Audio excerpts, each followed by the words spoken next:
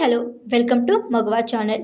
నిధి అగర్వాల్ అంటే అభిమానించే కొంతమంది తమిళ తంబీలు చెన్నైలో ఈ బ్యూటీకి ఏకంగా గుడి కట్టారు. ఆమె బర్త్డే రోజు ఇంకొన్ని ప్రత్యేకమైన రోజుల్లో క్షీరాభిషేకం చేసి హారతిచ్చి పూజలు చేస్తారు. ఆమె స్టాచ్యూ ముందు కేక్ కట్ చేస్తారు.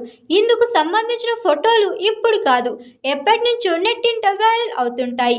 మరోసారి కూడా ఇవి వైరల్ అవుతున్నాయి. నిధి అగర్వాల్ హైదరాబాద్లోనే పుట్టి పెరిగింది. నటనపై ఆసక్తితో చదువు మధ్యలోనే మోడలింగ్ రంగంలోకి అడుగు పెట్టింది.